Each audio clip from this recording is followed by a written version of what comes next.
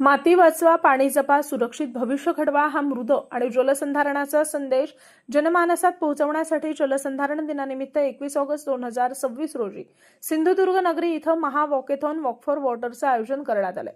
यामध्ये आतापर्यंत 1300 जणांनी नोंदणी केली असून मृद आणि जलसंधारणाला लोकचळवळीचं स्वरूप देण्याच्या उद्देशानं आयोजित या वॉकेथॉनमध्ये जिल्ह्यातील नागरिक, युवक, विद्यार्थी, महिला, शासकीय अधिकारी, कर्मचारी, स्वयंसेवी संस्था, सामाजिक संघटना तसंच विविध क्षेत्रातील मान्यवरांनी मोठ्या संख्येनं सहभागी व्हावं असं आवाहन अपर जिल्हाधिकारी शुभांगी साठे यांनी पत्रकार परिषदेतून केलं। यावेळी उपजिल्हाधिकारी प्रतिमा वराळे, कार्यकारी अभियंता मृद आणि जलसंधारण संतोष शिरोडकर, जिल्हा क्रीडा अधिकारी मार्क जेकब धर्माई, सिंधुदुर्ग जिल्हा हौसी ॲथलेटिक्स संघटनेच्या कल्पना तेंडुलकर, बाळकृष्ण कदम आदी उपस्थित होते। 20 ऑगस्ट हा दिवस राज्य जलसंधारण दिवस म्हणून साजरा करण्याचा शासन निर्णय घेण्यात आलेला आहे। त्यानुसार जे विविध उपक्रम सांगण्यात आलेले आहेत त्यामध्ये एक रील स्पर्धा सुरू आहेत आणि त्याचबरोबर 21 ऑगस्ट रोजी पूर्ण राज्यामध्ये मृद व जलसंधारण विभागामार्फत वॉकेथॉन जे आयोजन करण्यात आलेले आहे। त्यानुसार आपल्या जिल्ह्यामध्ये वॉकेथॉन आयोजित करण्यात आलेला असून माननीय आमदार श्री नितेश राणे साहेब, पालकमंत्री साहेब यांच्या भाषणामध्ये सुद्धा 15 ऑगस्ट रोजी आपण त्याबद्दल भाषणामध्ये पण उल्लेख करण्यात आला होता। त्याचबरोबर मृद व जलसंधारणाची शपथ सुद्धा आपण सर्वांनी घेतली होती। तर त्या अनुषंगाने आपल्या जिल्ह्यामध्ये मृद व जलसंधारण चळवळ व्यापक करण्याच्या दृष्टिकोनातून आणि यामध्ये सर्व लोकांचा सहभाग, जनजागृती आणि सहभाग वाढवण्याच्या दृष्टिकोनातून 21 ऑगस्टला सकाळी 6 वाजता पोलीस परेड ग्राउंड, जिल्हा मुख्यालय सिंधुदुर्ग नगरी येथे महावॉकेथॉनचे आयोजन करण्यात आलेले आहे। तर यासाठी ऑनलाईन नोंदणी करण्याची सुविधा उपलब्ध करून देण्यात आलेली आहे। त्यानुसार एक QR कोड जलसंधारण विभागामार्फत आपल्याला देण्यात आलेला आहे। तर त्यासाठी नोंदणी झाल्यानंतर बीब नंबर प्रत्येकाला मिळणार आहे। त्यानुसार स्पर्धेत भाग घेणाऱ्यांना T-शर्ट मिळणार आहे आणि त्याचबरोबर प्रमाणपत्र सुद्धा यामध्ये देण्यात येणार आहे। यामध्ये अंतर असणार आहे 3 किलोमीटर।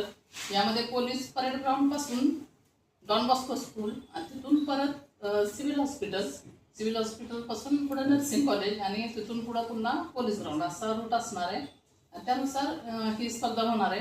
त्यामध्ये हे जास्तीत जास्त लोकांचा सहभाग वाढवण्यासाठी 20 ऑगस्ट पण नोंदणी करायची आणि त्याचबरोबर आपण ऑन द स्पॉट सुद्धा रजिस्ट्रेशन आपण घेणार आहोत।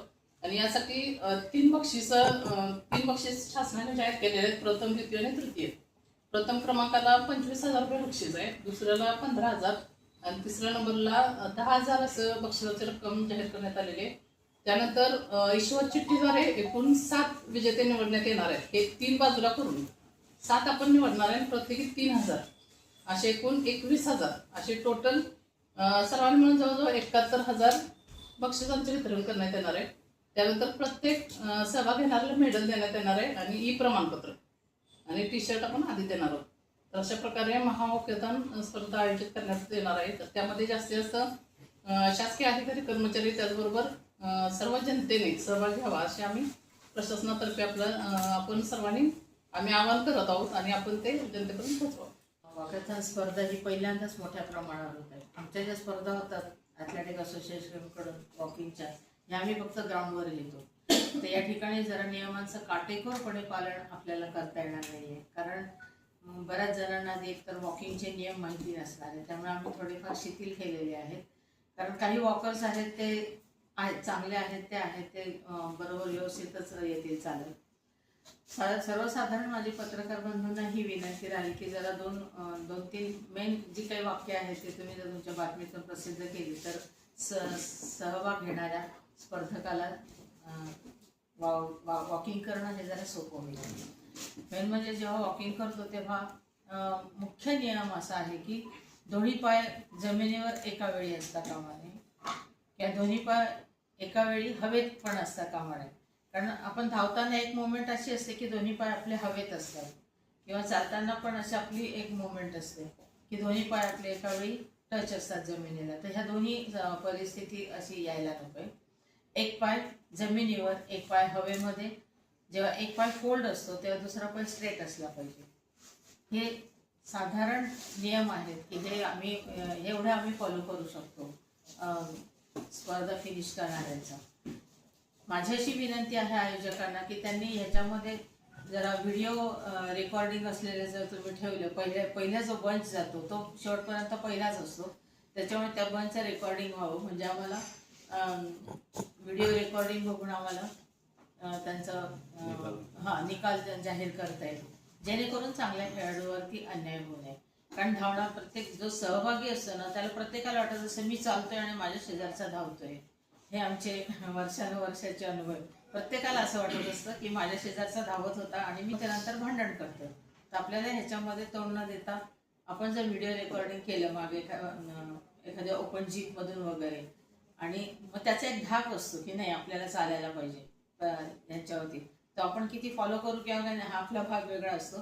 पण धावणाऱ्या स्पर्धकाला त्याचा एक धाक असतो की नाही व्हिडिओ रेकॉर्डिंग होते, मी जर धावलं तर ते तिथे नोट होईल आणि मी त्या स्पर्धेतून वगळला जाईल. आणि आम्ही आमच्याकडून कुठल्याही स्पर्धकावरती जेणेकरून अन्याय होणार नाही असाच आम्ही निकाल देऊ. त्याबद्दल मी शाश्वती देते आमच्या पंचांकडून. दुसरी गोष्ट, तुम्ही आता ॲज अ पत्रकार बंधू म्हणून तुम्ही सगळ्या तुमच्या वर्तमानपत्रातून एकच दिवस आहे आपल्यामध्ये, खूप कमी वेळ मिळाला आहे ही स्पर्धा ऑर्गनाईज करायला, त्यामुळे तरी पण त्या मनाने खूप 1000-1200च्या वरती आता रजिस्ट्रेशन झालेलं आहे, त्यामुळे चांगला प्रतिसाद आहे असं म्हणायला हरकत नाही. पण तुम्ही एक चांगली वाईट प्रसिद्धी द्या, आणि जेणेकरून अजून अगदी ऑन दी स्पॉट सुद्धा आम्हाला जर रजिस्ट्रेशन करावं लागलं तर ते करते.